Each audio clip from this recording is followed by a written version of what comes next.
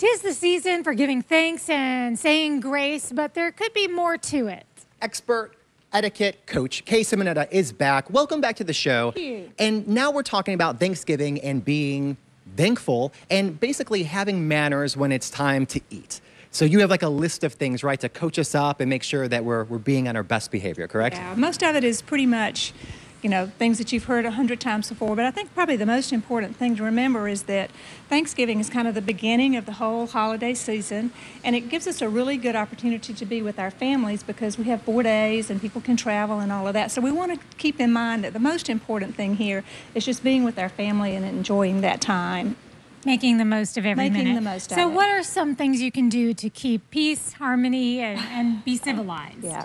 Well, first of all, Thanksgiving meal is usually kind of like a semi-potluck. So when you get invited, you want to always say to the host or hostess, what can I bring? Not, do you want me to bring something? Because they can say yes or no, but be proactive. What can I bring to help? What do you do when they say, just yourself? Well, then you say, well, I make a mean pecan pie, and if they say, no, just you, then you just kind of back off. But you would always take something. You don't want to ever go empty-handed. So we take a bottle of wine or spirits or a bag of candy or something like that. So what if you don't make a good pie? Is it bad if you buy something to bring it in?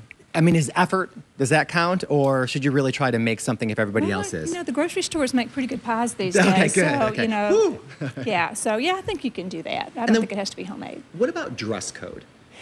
Well, I think for Thanksgiving, it is usually a little more casual than maybe your Christmas celebrations, but you do want to look a little bit better. I think you want to show that respect to the host or hostess. So if you're going to wear jeans, make sure they're nice jeans and they don't have any holes in them.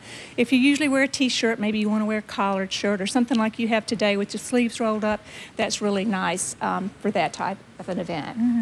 And what about if somebody invites you for Thanksgiving, but you don't want to go there? And I say that because I've had in years past been maybe by myself at the holidays, or someone says, just come to us. Where else are you going to go? But you're thinking, how do you get around that? I think you just say, I have other plans.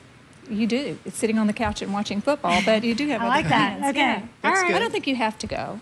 Okay. Yeah. All right, so Kay, this is a big question, at least in my house, and it has to do with social media and devices. Yes. So when it comes to like bringing your phone to the table, obviously that's a big no-no. But Correct. when you have, let's just say, 4 boys that run around, is it rude if I bring their iPads and they sit down, not at dinner, but they're there to keep them entertained while they're there?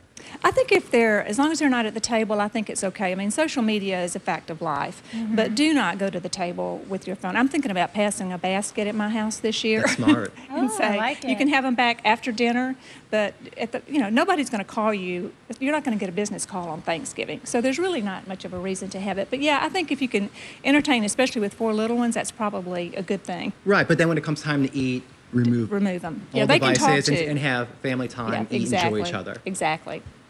I think this stands to reason too, because a lot of times I remember this as a kid.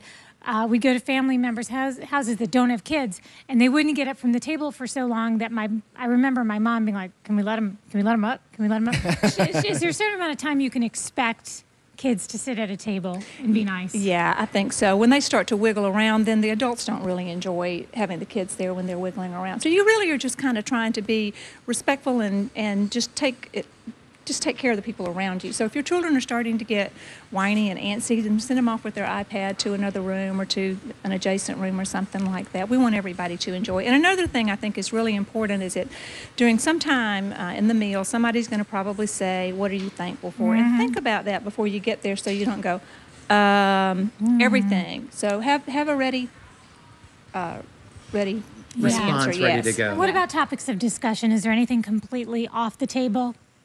Well, the usual, politics, religion, medical conditions, those types of things. But I think this is a time to talk about family, remembering some of the things that have gone on, and just kind of reconnecting.